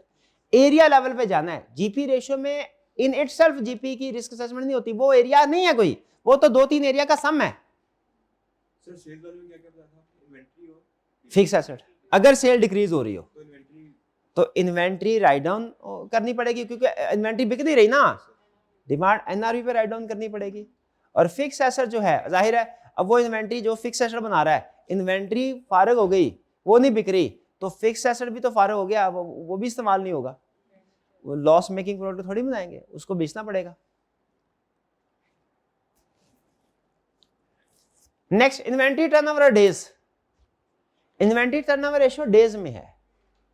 अच्छा, इन्वेंट्री टर्नओवर रेशियो ना आपने काउंटिंग में पढ़ा होगा गालिबन, वो डेज में भी होती है, टाइम्स में भी होती है। ऑडिट में हमेशा डेज में कैलकुलेट करनी है, ऑडिट में हमेशा डेज। रिस्क असेसमेंट के पॉइंट ऑफ व्यू से डेज आसानी रहती है हमें। डेज बढ़, इसका मतलब क्या है? पहले इन्वेंट्री बिक रही थी 78 डेज में, अब कितने डेज में बिक रही है? तो हमें इन्वेंट्री बेचने में डिफिकल्टी हो रही है। क्या रिस्क है? Obsolete inventory. ठीक है जी, वैल्यूएशन ऑफ इन्वेंट्री। भाई एग्री करते हैं? देखिए, अगर अंडरस्टैंडिंग डेवलप हो रही है ना, फिर ओके करें, वरना मुझे रोक लें, क्योंकि इसके बाद मैंने आपको कोशिश की है जितना सुकून से स्लो होके एक एक रिस्क डिस्कस करूं, एक एक प्रोसेस, उतना कर रहा हूं मैं। ठीक है, लेक्चर कुछ ज्यादा लग रहा है, कोई प्रॉब्लम? क्योंकि मुझे पता है एग्जाम पॉइंट ऑफ व्यू से अहम है, सबसे अहम ये तीन, जिसने ये 3 चैप्टर कर लिए ना, risk assessment, substantive procedure, test of control, chapter 11, 12, 10, 11, 12, बाकी ऑडिट कुछ नहीं कहता उसको। तो आप उनकी भी जिम्मेदारी है, एक एक चीज को समझ आए फिर मुझे आगे भेजे, वरना नहीं। तो ये रिस्क असेसमेंट आइंदा आपने खुद करनी है, ये आइंदा मैंने नहीं करनी रिस्क असेसमेंट। जो रिस्क समझा रहा हूं, जो प्रोसीजर समझा रहा हूं, आइंदा वो आपने खुद करना। जी जी, जीपी रेशो में सेल्स अंडरस्टेट हो रही है तो सेल्स के साथ रिलेट करके इन्वेंट्री और फिक्स एसेट की बात लिखनी है। सेल्स डिक्रीज इन सेल की वजह से। करंट रेशो कम हो रही है, किस चीज की तरफ निशान? लिक्विडिटी इश्यूज हैं, लिक्विडिटी प्रॉब्लम्स हैं। करंट रेशो, हाँ देख बिल्कुल मान रेशो मानना। अच्छा मुझे ये बताए, वाह सुभान अल्लाह, वो मुझे वो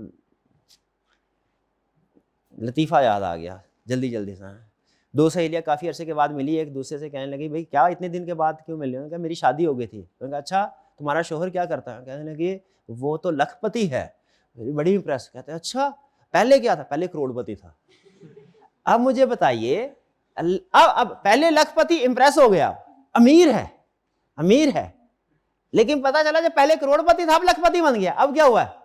अब गरीब। अब सिचुएशन क्या हुई है उसकी? डाउन गई है कि अब गई है? शादी के बाद कोई करोड़पति बन जाए तो भैया वो अमीर हुआ कि गरीब हुआ? ये डिपेंड करता है पहले क्या था, पहले वो अरबपति था कि पहले लखपति था। भाई कंसेप्ट फॉलो कर रहे हैं? बात इनकी बिल्कुल ठीक है कि अगर इंडिपेंडेंट नहीं देखे ना करंट रेशो को, तो 1:1 गुड रेशो है, कोई शक नहीं है इसमें, बिल्कुल ठीक है, अकाउंटिंग में ऐसे सिखाया जाता है। लेकिन इन कंपैरिजन देखें भाई, पहले 2.6 था, फिर 2.3 हुआ, अब 1.5 है। अब मुझे बताइए जब कंटेक्स्ट के साथ कंपेयर करें तो बताइए आपको ये करंट रेशो ओके लग रही है कि नॉट ओके लग रही है? अब नॉट ओके लग रही है। अब ये लिक्विडिटी प्रॉब्लम्स हैं। भी समझ आई बात की? करंट रेशो में तो बस इन्वेंट्री भी होती है। नहीं, मैं आपको सिर्फ ये बताना चाह रहा हूं, करंट रेशो है करंट एसेट और करंट लायबिलिटी। अगर आप ट्रेंड देखें ना पिछले सालों का, इसका मतलब है पिछले साल में करंट एसेट थे 2.6 और लायबिलिटीज थी 1, ऐसा ही है। इस साल में करंट एसेट्स हो गए 2.3, लायबिलिटी हो गई 1, यानी करंट एसेट आपके कम हो रहे हैं। हालांकि लायबिलिटीज अभी भी पे हो रही है, लेकिन ट्रेंड क्या चल रहा है? डाउनफॉल का। मैं ट्रेंड आपको कह रहा हूं, आप वो सामने रखें। क्या कंपनी की फाइनेंशियल पोजीशन पुअर हो रही है? मैं स्टेटमेंट दे रहा हूं, देखें आप इससे एग्री करते हैं कि करंट रेशो हमें बता रही है कि कंपनी की फाइनेंशियल पोजीशन पुअर हो रही है, पुअर हो रही। ठीक है, तो ये इसी तरह क्विक रेशो, अब क्विक रेशो देख लें, ये भी सेम ट्रेंड, क्या ये भी कम हो रही है। तो ये दोनों आपने ऐड करके क्या करा, अब देखिए दो एडवर्स रेशोज आ गई हमारे पास, और हमने क्या डिसाइड किया था, अगर मल्टीपल एडवर्स रेशोज आ जाएं हम गोइंग कंसर्न की तरफ लेके जा सकते हैं इसको। टाइम्स इंटरेस्ट अर्न्ड, ये भी एक तीसरी एडवर्स है, ये क्या है, टाइम्स इंटरेस्ट अर्न्ड। ये क्या टाइम्स इंटरेस्ट अर्न्ड क्या होता है कि आपके पास जो प्रॉफिट है उसमें से कितनी बार इंटरेस्ट पे किया जा सकता है। इसका फार्मूला आता है profit divided by interest, profit before tax divided by interest.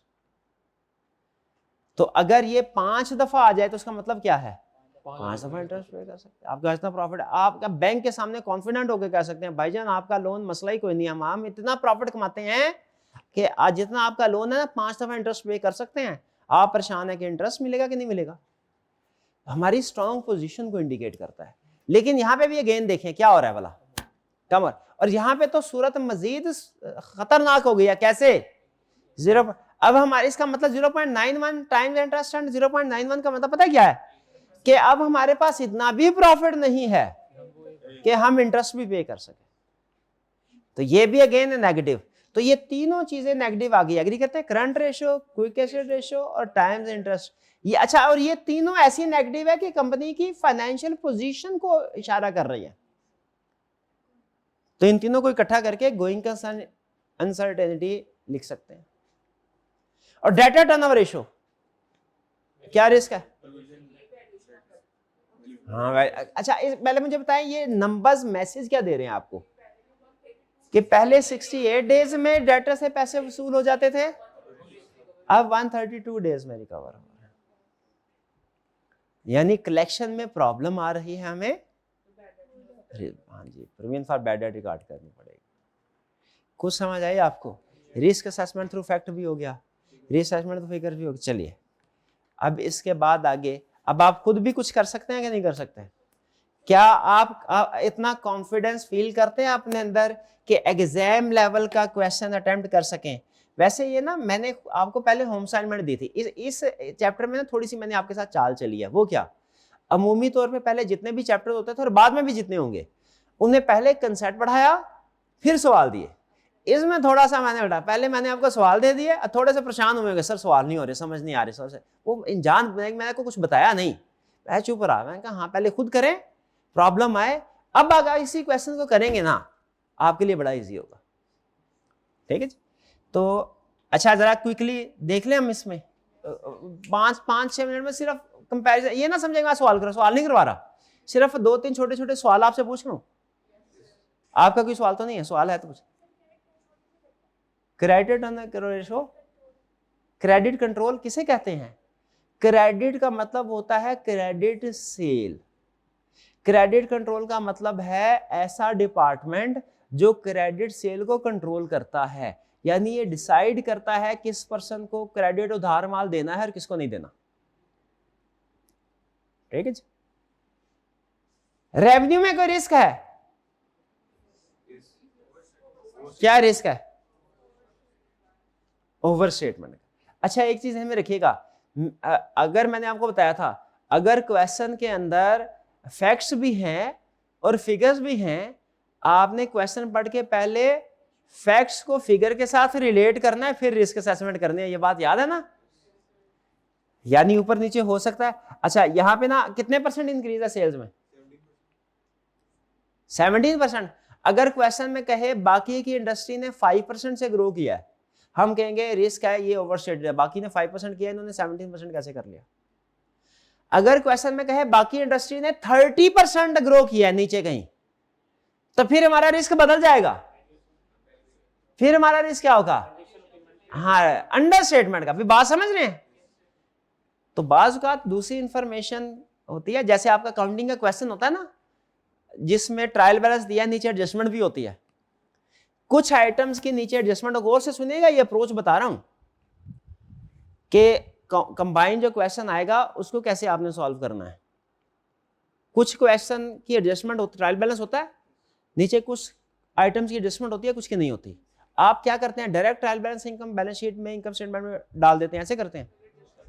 पहले सवाल पढ़ के देखते हैं किस किस आइटम की एडजस्टमेंट है, उसको मार्क करते हैं, फिर वो आइटम उठा के नीचे इंफॉर्मेशन के साथ एडजस्ट करके फिर सोल्यूशन में लिखते हैं। ऐसा ही होता है, यही काम। ये देखिए क्या ये आपका वैसे ही वो मिलता जुलता नहीं है उससे फॉर्मेट, इसमें भी एग्जैक्टली उसी तरह करना है। पहले पूरा सवाल पढ़ना है और देखना है वो ऊपर नीचे कौन कौन सी ऐसी इंफॉर्मेशन है जो हमारे किसी एरिया से रिलेट कर रही है, उसके साथ लिंक कर निशान लगा दे, number part A part B, इससे।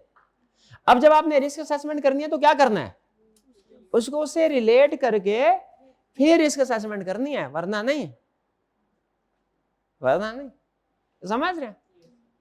एक क्वेश्चन की एग्जांपल देता हूं, चले इस क्वेश्चन को छोड़ें।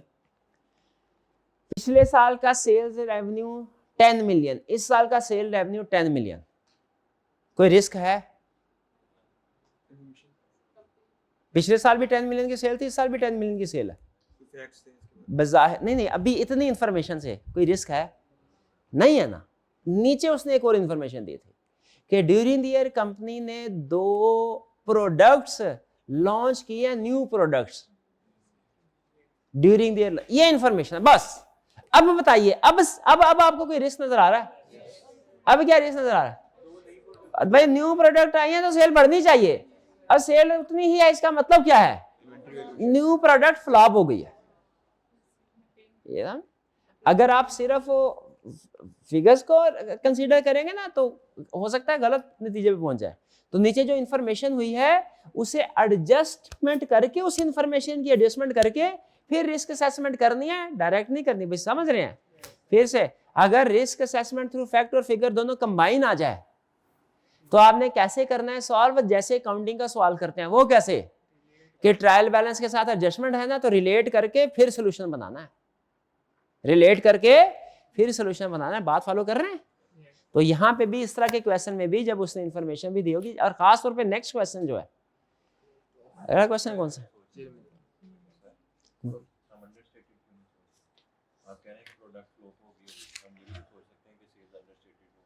नहीं, प्रोडक्ट फ्लॉप हो गई तो इसका मतलब अब रिस्क सेल में नहीं आपने बताना, किसमें बताना है, वैल्यूएशन, वैल्यूएशन ऑफ इन्वेंटरी। और अगर फिक्स एसेट उसको मैन्युफैक्चरिंग में यूजर थे। हाँ, तो ये जो नेक्स्ट क्वेश्चन है ना, सी व्यू वाला, ये छोटा क्वेश्चन है लेकिन ये एक परफेक्ट क्वेश्चन है। जिसने ये क्वेश्चन नंबर 12 सी व्यू वाला खुद से सिर्फ रिस्क कह रहा है ना, 80% रिस्क इसमें आइडेंटिफाई कर लिए, वो रिस्क असेसमेंट का एक्सपर्ट। ध्यान से सुने क्या बोला मैंने, जिसने क्वेश्चन 12 खुद से सॉल्यूशन देखे बगैर खुद से अटेम्प्ट किया और 80% तक रिस्क आइडेंटिफाई कर लिए, वो रिस्क असेसमेंट के क्वेश्चन का एक्सपर्ट। और जिसने 50% या उस तक किए, 50% तक लगभग, इसका मतलब है उसकी स्ट्रॉन्ग अंडरस्टैंडिंग है रिस्क असेसमेंट की। हाँ, जिसने 50% से कम रिस्क आइडेंटिफाई किया वो गड़बड़ है, इसका मतलब उसने लेक्चर ठीक तरीके से लिए नहीं है, समझे नहीं, समझे? तो कितने स्टूडेंट ने सीवीयू वाला क्वेश्चन कर लिया हुआ है? हाँ जी, पहली दफा किया आपने तो कितने रिस्क आइडेंटिफाई किया आपने? 50% के। हाँ बिल्कुल, क्योंकि आज की डिस्कशन के बाद आपका नॉलेज कुछ मजीद रिफाइन हुआ होगा। क्लियर? अच्छा, अब इन छुट्टियों में क्या करना है आपने? इन छुट्टियों में आपने कोशिश करनी है कि डेली बेसिस के ऊपर, डेली कुछ थोड़ा सा टाइम जो है ना हर सब्जेक्ट के लिए ज़रूर निकालें। मकसद ये नहीं है कि कोई नई चीज़ करनी है, नई चीज़ ना करें, नई चीज़ नहीं करनी, लेकिन पुरानी चीज़ों को रिवाइज करते हैं। जब गैप आता है ना, नेचुरल है, जब ये कोई 4-5 दिन का गैप आता है ना तो बहुत सी चीज़ें जेहन से निकल जाती हैं। आपने कम अज कम पढ़े, मैं ये कह रहा सारा दिन पढ़े, जाहिर है कम पढ़े, लेकिन कम अज कम इतना ज़रूर पढ़े कि सारा कुछ भूल ना, जब आप आए ना नेक्स्ट क्लास में 4-5 दिन के बाद, तो ऐसा ना हो कि सब कुछ भूलाओ। ठीक है? तो उसके लिए मैं आपको ऐसा करूँगा, व्हाट्सएप ग्रुप में कुछ सजेशन देता रहूँगा कि आज ये पढ़ ले, आज ये पढ़ ले, रीड कर ले सिर्फ। ठीक है? सिर्फ रीड कर ले, 1 घंटे से ज़्यादा का टास्क नहीं होगा, लेकिन इतना टास्क होगा कि जब आप नेक्स्ट क्लास में आए तो आपका सारा कंसेप्ट आपके रिवाइज हुए। ठीक है? तो आपने खुद से भी कोशिश करनी है। ये क्या कोशिश करनी है? खुद से भी कि सिर्फ रीडिंग कर लें, रिटर्न चाहे कुछ ना करें, रिटर्न ना करें कुछ, अगर नहीं टाइम रिटर्न ना करें, रीडिंग कर लें, सिर्फ रीडिंग इतनी कर लें कि कंसेप्ट रिफ्रेश रहे, भूल ना जाए। पर्पस समझ रहे हैं? ठीक है, डेली तकरीबन समझ लीजिए टोटल, इसमें कोई प्रॉब्लम नहीं है, आप सारे सब्जेक्ट्स के लिए डेली 3 घंटे ईद के दिनों में निकाल सकते हैं, कोई प्रॉब्लम नहीं। शाम में निकलता है टाइम, सुबह में नहीं निकलता, दोपहर में नहीं निकलता, ये रात में इशा के बाद टाइम निकलता है ये। ठीक है, तो कोशिश करें जो इशा के बाद कोई 2.5-3 घंटे हो, हर सब्जेक्ट को 1-1 घंटा पढ़ लें सिर्फ, ताकि कंसेप्ट आपके रिफ्रेश रहे, भूल ना जाए, वरना आपको 5-6 दिन के बाद लगेगा ये सब्जेक्ट स्टार्ट ही अब की है, क्लास अब होगी। ठीक है जी, चलिए और कोई क्वेश्चन? हाँ, 11th क्वेश्चन में डिफिकल्ट ईयर लिखा हुआ है। हाँ, डिफिकल्ट ईयर का मतलब ही यही है कि ऐसा साल जिसमें सेल नहीं होती, जैसे कोरोना डिफिकल्ट ईयर था बिजनेस के लिए, तो ये हमारा डिफिकल्ट ईयर को आप सेल के साथ रिलेट करें। अब करें रिस्क असेसमेंट। अब यार हाँ, डिफिकल्ट ईयर में तो सेल कम होनी चाहिए थी, और भाई ये कौन सा डिफिकल्ट ईयर है जिसमें सेल बढ़ रही है? तो डिफिकल्ट ईयर रेवेन्यू के साथ कंफ्लिक्ट कर रहा है। डिफिकल्ट ईयर वही होता है ना जिसमें बिजनेस की सेल, हाँ जी, वो बढ़ रहा है, तो हम तो कहेंगे भाई ऐसा डिफिकल्ट ईयर सबको मिले जिसमें सेल बढ़ जाती है। ठीक है जी, और कोई क्वेश्चन? जी, अगर पिछले साल की निस्बत इस साल अगर सेल कम हुई है तो हमारा रिस्क तो सिर्फ वैल्यूएशन ऑफ इन्वेंटरी और इम्पेयरमेंट। हाँ, अंडरस्टेटमेंट ऑफ सेल्स को डिस्कस ना करें। हालांकि अंडरस्टेटमेंट ऑफ सेल रिस्क है ज़रूर, पिछले साल के निस्बत इस साल सेल कम हो जाए तो अंडरस्टेटमेंट ऑफ सेल रिस्क ज़रूर है, लेकिन हम डिस्कस नहीं करते, एग्जाम में वो नहीं लिखता, वो कहता है ये छोटा रिस्क है, मुझे बड़ा रिस्क चाहिए। बड़ा रिस्क क्या है? तो क्वेश्चन में अगर छोटे रिस्क भी हों, बड़े रिस्क भी हों, दोनों तरह के रिस्क हों, तो आपने फोकस किसके ऊपर करना है लिखते हुए? प्रायोरिटी किसको देनी है? बड़े। फिर से बताइए, अगर क्वेश्चन के अंदर छोटे रिस्क भी आपके जहन में आ रहे हैं, बड़े रिस्क भी आ रहे हैं, प्रायोरिटी किसको देनी है? बड़े। बड़े रिस्क पूरे हो रहे हैं, नंबर पूरे हो रहे हो तो वही लिखें। हाँ, अगर नंबर पूरे नहीं हो रहे तो फिर बड़े रिस्क भी लिखें, छोटे रिस्क भी लिखें। सेल ओवर से तोड़ते हम कर सकते हैं ये assumption के कॉस्ट ऑफ सेल जो है वो अंडरस्टेट हुई होगी। एक एरिया में जब आप रिस्क आइडेंटिफिकेशन करनी है, तरतीब से चलना है, पहले सेल्स, पहले इनकम स्टेटमेंट, फिर बैलेंस शीट, और इनकम स्टेटमेंट में इसी तरह पहले सेल्स, फिर कॉस्ट ऑफ सेल्स, फिर जो जो एक्सपेंस आ रहे होंगे। जब आपने एक एरिया में रिस्क असेसमेंट कर लेनी है, दोबारा नहीं करनी, यानी सेल्स में रिस्क असेसमेंट कर ली ना, उसके बाद जब कॉस्ट ऑफ सेल्स में आना है तो कॉस्ट ऑफ सेल्स में सिर्फ कॉस्ट ऑफ सेल्स को डिस्कस करना है, उसको सेल्स के साथ हाँ मतलब रिलेट रिस्क असेसमेंट कर सकते हैं, लेकिन सेल्स का रिस्क दोबारा डिस्कस नहीं करना। ये पॉइंट समझ रहे हैं? अब डेटा टर्नओवर रेशो है, इसमें बात का स्टूडेंट कहते हैं सर डेटा टर्नओवर रेशो में आप कह रहे हैं डेटा ज्यादा हो रहे हैं, इसका मतलब सेल्स कम हो रही है, ये भी तो हो सकता है लॉजिकली, ये ऐसे होता है ना। हाँ, लेकिन मैं मना करता हूँ, डेटा टर्नओवर रेशो में सिर्फ डेटर्स में रिस्क आइडेंटिफाई करते हैं, सेल्स में नहीं करते। क्यों नहीं करते? सेल्स में ऑलरेडी कर चुके हैं हम, उसमें दोबारा रिस्क नहीं करना। डन जी, और कोई क्वेश्चन? चलिए फिर आज का लेक्चर यहाँ पे खत्म करते हैं। अल्लाह हाफिज़।